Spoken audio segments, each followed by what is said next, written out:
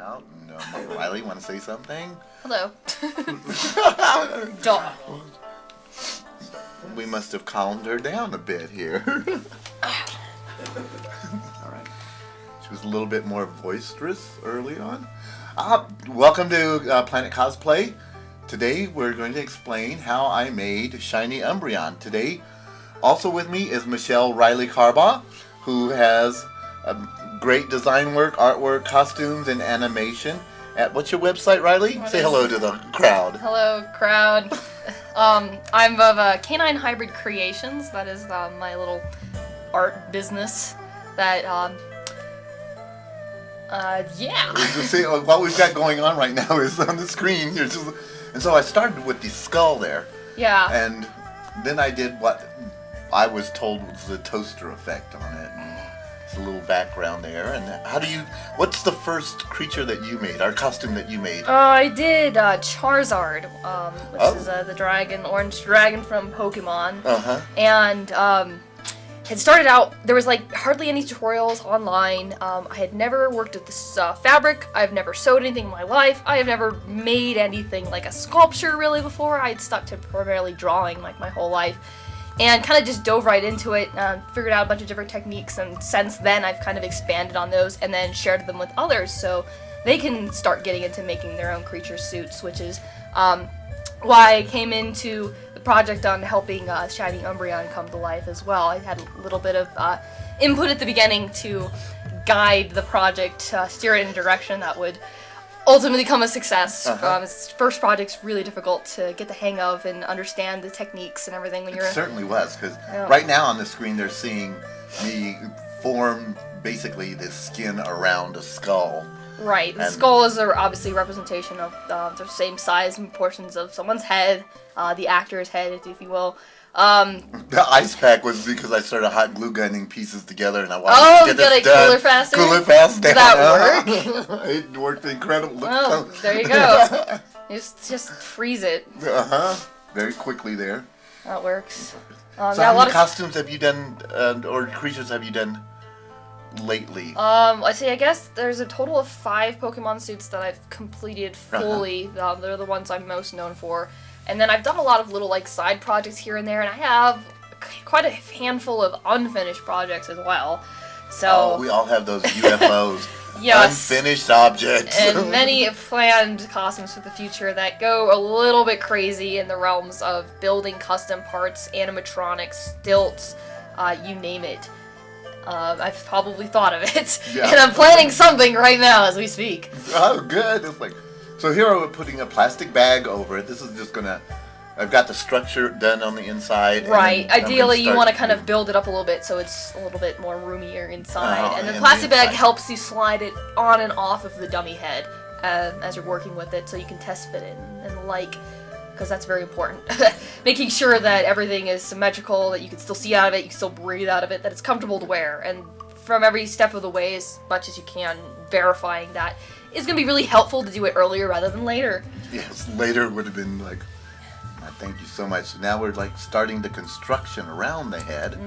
So it's easy, just cut the foam out, and the easiest way, you taught me, an electric knife. Yeah, electric kitchen knife is my favorite tool in my arsenal. And if you don't have one and you're thinking about making a head, just go to your nearest Ark or Goodwill. You can pick them up for $5 and you won't have to cut the turkey and it tastes like foam rubber next year. Yeah, precisely. This is the toaster part. Oh yeah, I'm putting on the side. Are you talking about? Toaster. Yeah, the toasters. Now it's putting on the sides. I've got the front pinned in there, just using big giant pins and stuff. It's like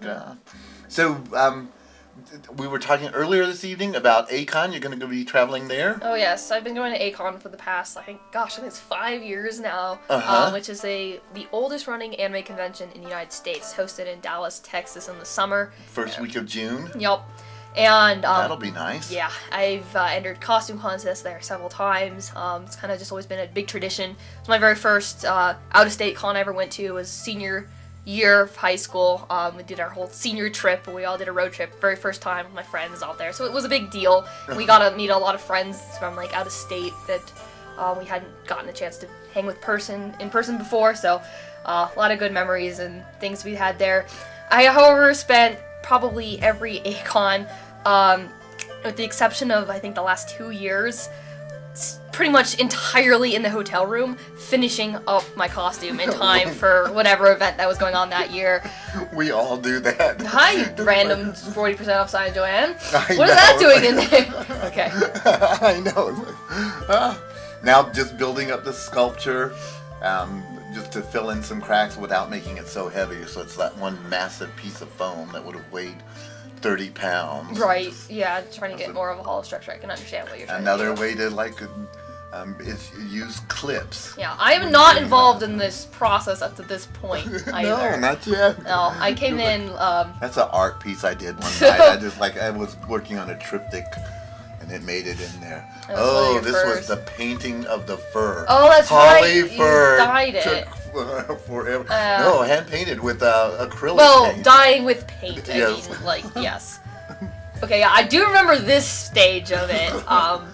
I'm not sure how much longer it was before I stepped in. Oh, there I am. Okay, I did step in right then and there. I was like, okay, what is? We had dinner again. This helmet thing. All right, we're gonna this helmet thing? Tackle this. Oh yes, that's right. See, that's why I remembered it in that stage because I had worn it in that stage. That is exactly why. I'm fabulous. I have some air holes going in there, and there you are. Yep. So, with that ever popular electric knife. Shaving something down on it that I didn't like, apparently. I think I was shaving down the eyes, I guess, or trying to build up the ridge. I'm not sure. I remember one of the first things I did when I came over, though, was determine. Yeah, there we go. Look, it's starting to look like something. It was building out the cheeks and the muzzle, because we had the basic helmet shape, but we didn't actually have the character's shape yet. So I drew a picture of what it looked like from the side view and the front view, and determined kind of where the actor's head is going to sit inside it, and most importantly, where the vision holes were going to be. Since we knew exactly where the actor's eyes were, we just needed to figure out, okay, how is that going to work in correspondence with the character's eyes? Obviously, you need to mask your own vision, but not completely impair it altogether, because you're making those accommodations for it. So, because Umbreon was black, luckily, we were able to just put the vision holes like smack dab in the middle of his forehead, because you wouldn't be able to see them there, and nobody really notices. Too bad, because, it's made of fur, so it covers a lot of that too, so, it ended up working fairly well. There's some eyes. I drew up some eyes and pinned them on to kind of get an idea of the placement, so you can see the human eye holes are directly above the character's eyes. So the eyes, they're not nothing you can see through. And people have always been drawn just to the eyes once the outfit is done. They really don't see the character or the actor's eyes through it. I would say that the single most important part of any suit, any character costume, whatever, is the eyes. And this is very. There's my little drawing. See, there you go. See it from different angles. Just kind of sketch something out really quickly. Because having a reference to work with is really important. But the eyes are going to be the thing that either makes or breaks a suit. Everyone's drawn to the eyes first. And what they tell about the character, are they friendly? Are they looking straight at me? Are they, mean looking? Are they symmetrical? A lot of those things, if something is off about it, people will notice it right away. And I do know that when I'm cosplaying in it, just a tilt of the head, and even though the eyes are static, it can change the whole look of that character. Right, you could tell by taking photos of it in different angles. It looks completely different. We should have Blake put in my glare at Will Wheaton in my Shiny Umbreon costume. But yeah, those are air holes that I just put in there. So what have you got coming up? We are following you as a patron. Patreon. Patreon is it's a online platform similar to like a Kickstarter idea. You contribute to an artist either per work that they finish or on a monthly basis, and it's kind of like an ongoing contribution to continuing to see like their work and a continuing support thing. So I've recently gotten one of those for myself. And I'm starting a bunch of new exclusive behind-the-scene peeks at some different projects that I'm going to be involved with in the near future, because I have so many ideas and so much inspiration coming to me all at once. now that I'm not in school anymore, now that I've kind of gotten things settled at home, I'm like, okay, I have this beautiful workspace now. Let's put it to good use, because I've had all these ideas just kind of simmering for so long, and I'm finally ready to kind of start tackling a lot of these dream projects of mine and get something rolling again, because I honestly have not finished something that I've started in 2 years now. No, 3 years now was when I finished Groudon, so I really miss it. I really like to get back to it, and unfortunately life gets in the way, so any little bit kind of helps with that, and I can sort of have another way to reach out to my fans. We can be engaged together and support each other through the whole thing. So very grateful for both yours and Blaker's support. Oh, it's sure. Been fantastic. A little bit. We got to support everybody, each other as artists, and whether it's cosplay or costuming. It's like, but are we allowed to talk about your glasses project? I suppose so. They'll be released to the public in like another week or so. I just figured I'd let it sit a little bit on the exclusivity radar for a little bit before it is revealed publicly. But it will be fairly soon. So what I had been developing and working the pattern. I had to make the whole pattern for this costume. Oh yeah, patterns are gonna be very important to point out and make sure you do right. I mean, that's a huge part of it. Is the final outer layer. And that's what everyone sees. My favorite BK shoes. Oh, and I made them into feet for Shiny Umbreon. You ruined your favorite shoes? Oh, I'm such a girl. I love shoes. And British Knight, they fit so wonderfully. Well, see, this is why you go to the thrift store and just buy another pair. Yeah. That while I'm picking up my electric knife. Yeah, exactly. Okay. So, back to, about the glasses. So, what I had actually been up to is another way to allow the actor in a costume the ability to see without having to cut out ugly giant holes in the front of the suit. Is going to be through remote viewing via camera system. So there is a pair of video glasses that the actor can wear, and it will be connected to a video camera. It's a little micro bullet cam. It's about the size of a dime in the diameter, and it could be basically placed anywhere inside the suit that you want. It's a pretty awesome little system that I had been wanting to do for so long, because I had a lot of crazy ideas that it just simply would not be fathomable any other way.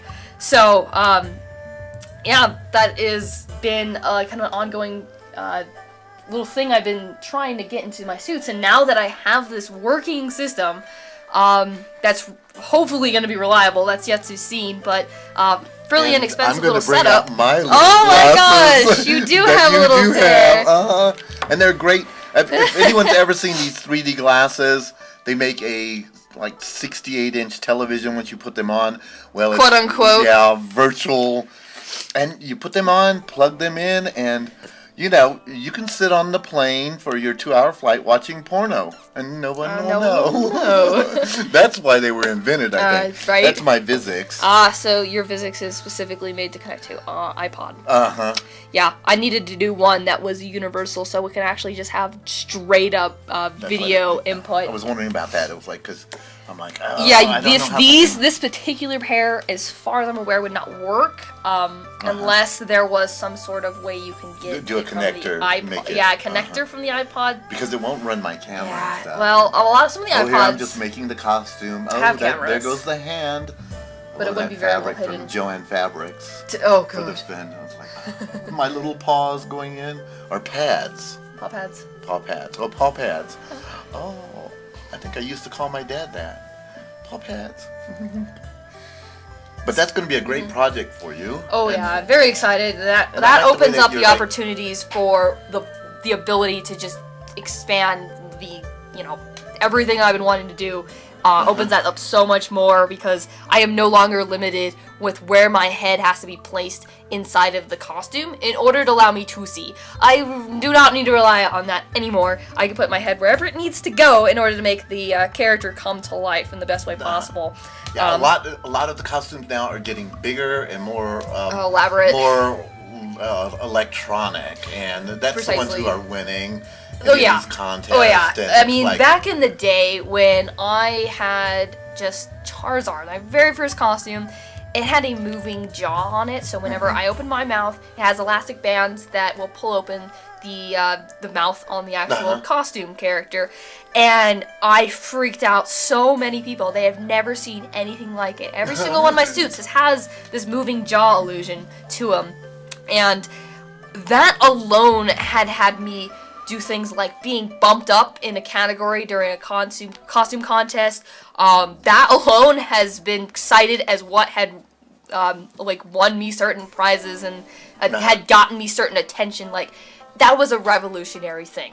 Yeah. Nowadays, everyone has a moving jaw in their costumes because now the ability to make costumes is on the internet. It's free for anyone to look at. You know, it's so accessible now. And, you know, there are no secrets anymore. Everything's out there if you just know where to look. And now that has kind of faded out of, okay, that's not in the spotlight anymore. It's kind of, it's a cool thing, obviously, but it's not really the focus of attention.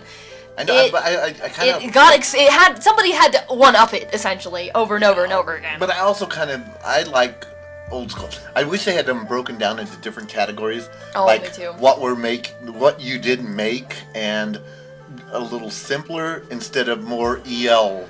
If I see another EL and a costume, wire. Yes, then it's like, and... Yeah, definitely the lights, the electronics, you know, things like that. I mean, last year I did if it glows and flashy, people love it. Yeah, I did Brolita, and that dress had 120 lights on it, and it certainly did get a lot of attention. But, oh yeah, anything. Here I'm making my. Did I mention how much I loved my BK shoes?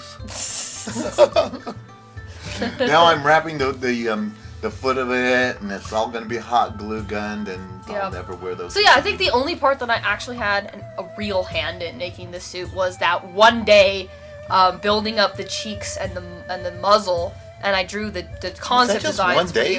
That I think it was, one and then you night. just told me to like. That was about like 3 or 4 hours of just hanging out over here, kind of getting you a little bit more direction for, okay, this is how we're going to plan out the character, and making sure that you have a good reference to go off from. So it's basically like blueprints that kind of tell you how the rest of it is, the idea that I had, kind of some ideas I had for it, and then you took it in every other direction with the feet. You know, you did that all by yourself. You figured out how to do the bodysuit. You figured out how to do everything else. I had no more hand in it at this point. I didn't even see the costume. Disclaimers coming. I think I saw a costume at this point that's on the stage right now with the well, right now it's not changed too much from when I touched it.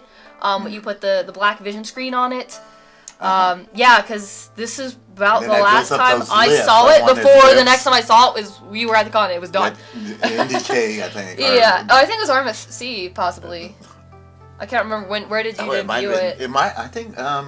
Because you said you had taken. I know what it was. You didn't get it done for MSC. You had worn it just that's the ear right. hat. I wore just the hat. To the bar. I made a hat. I don't think I saw you. Then, it was like. I just made a hat for Rocky NDK. Mountain Fur Con, and then NDK. NDK was when you revealed it. That's right. Yeah, which is Nandescon. Yes. For those of you in the know about what we do here, and it's all local for us. It's a. Oh, look at those lips. I'm like, I need a little detail, and my little pink tongue. It's really hard to get a lot of the foam work details to show out through the outer layer, through the fur and everything in the costume, which is why... This is the making of the nose, so I made the nostrils out of chenille stems. They're no longer called pipe cleaners. Oh, they're no pipe cleaners anymore. Oh, no. Chenille stems. Oh, so that's how you did that. Interesting. Yeah, and then I painted the nose with my wonderful... fingernail lacquer. And it became shiny. Now here I'm making wrap it up again. You have another one, the pattern moment. Do you do this on your costumes? I do. Plastic and then cut it apart. I don't quite do it like this, but very similar. Yeah, there's usually a layer of plastic wrap that goes down because what you're ultimately doing is trying to put tape over it, like you can see right on command. Thank you, picture. Essentially, you make a sort of duct tape shell for it, and what it does is it duplicates the surface area of your sculpture. So then you can kind of plan out somewhere you think your seams would go, so you can ultimately try to lay the pattern down flat so you can transfer it onto a fabric. And essentially you sew it back together and along all the seams, and it in theory should fit around your sculpture just like it did when it was in the tape stage. And the Saran wrap is there as a protective layer so the duct tape doesn't stick to the foam and rip it as you try to remove the duct tape skin. It was such a great idea when I had done it before without the Saran wrap, and ooh. I've done it with masking tape, in fact. Really? And yeah, Layers and layers of Aerodactyl masking was tape? masking tape. And it worked okay, but it was really hard to get it off in some places. I switched to doing Saran wrap, and I tried blue painter's tape. For whatever reason, because I thought, blue painter's tape is not going to stick to anything. Well, it didn't really stick very well to itself either. So I ended up doing a layer of blue painter's tape, and then a layer of duct tape on top of that, which worked. The only problem is that I spent twice as much money than I was supposed to, because blue painter's tape is expensive. So don't recommend that. Saran wrap is the way to go. It's just a little, even though it's cling wrap, it still doesn't cling very well to the foam, which is part of the point, but not easy to stay in place, which is, why you have to have a lot of duct tape, and you can kind of pin it in place to kind of hold it, but. And the thing when I was doing this was like making sure that I only used like 2 to 4 inches of the duct tape, because I didn't want to take a 8-inch piece. Correct. And you want smaller pieces. Smaller pieces will really do better impression of your sculpture, for sure. Yeah, if you have a big piece, then, and it's also not going to be as structurally stable if you do that too. It can kind of separate a lot of seams. If you kind of patchwork it and turn it all into directions, do different sizes, then that will be a better structure for the tape anyway. And that's true with anything with the duct tape dummies or whatever else you want to pattern with duct tape. Oh, yeah, that's one of the things I want to make this summer is a duct tape dummy, duct tape mannequin. Yep, because that's what it is. I can go into Joann's and buy one of their mannequins, but I don't have the breasts that those things have. That's true. They are very feminine. Really? Maybe well, that's what's great about the duct tape dummy. It's the poor man's life cast. You're not just getting a random generic dummy. You're getting a copy of yourself. And occasionally you do need to redo the dummy because they will wear out and you will change size. So, but spending $30 doing that rather than spending $300 on a dress form or $1,000 on a body cast. No contest there. That's why. Or maybe it was a Thursday night, and I made dinner for a whole bunch of friends, and they did a plaster body cast of me. Oh yeah. Except but except is not a good thing to hear in the story. I did not think about, after being covered in all this stuff, about having to go to the bathroom. Oh no. Oh my. I told Blake, get them out of the house now and get me a picture or something. Oh, but it was great. We when we moved into our house, it was a full body cast, and we hung it on the back fence. And slowly through the years, we could watch the ants taking away at the stuff, and it's like, I should take a picture of this every Tuesday at the same time, because they would munch away at this whole flower plaster paper cast. That's funny. What's this part? Oh, this is just cutting the duct tape and. Yeah, I was like, did you draw like a strange graph on it? I did, just so that I knew where 4 inches were. Oh, really? You had that down to a science. Wow.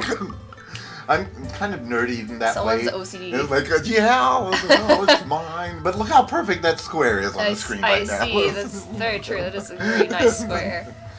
And then I just wanted to make sure, because I found that was a nice size and would fit into any of the things that we had done in the picture there. It's like, oh. So we got about 5 minutes left in the video. You do duct tape. If anybody has any questions, just fill them out in the comment area, and then we'll have information on Riley down there in the doobly-doo. Get that worked out. And don't you like doobly-doo? Doobly-doo is a fun word. Everybody's like, why are you using that?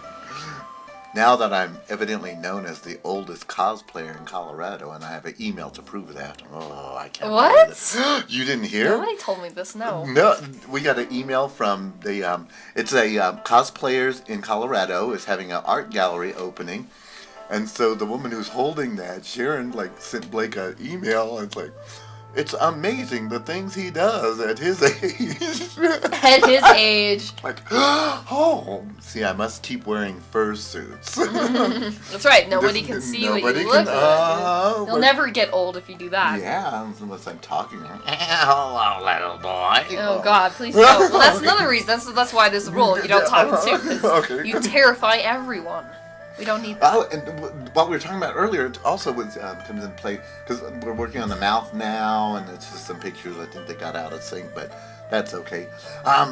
Is that I opened up the mouth. I made a bridge so that I could open up the mouth and then do my interviews. That's old now. I've got it's a whole partial in there keeping the mouth open, but. Yeah, and I thank you so much for helping me out with my You're Shiny welcome. I mean, I Umbreon. helped a little bit, but this is all you, really. This is all you. Oh, it was fun. It was a first experience, and How long did it take you to do? 3 months. Yeah. But it's like you were saying earlier, and then the famous line from Molly Dot, an old television series, "My life gets in the way of my future." Oh, yeah, right? Precisely. It's not something you can get done overnight. No. Well, enjoy the rest of the video. And like I said, if you have any comments or concerns or questions, just put them down there in the comment area. Thank you so much for listening and watching our video. Bye-bye. Thank you, Riley. You're very welcome.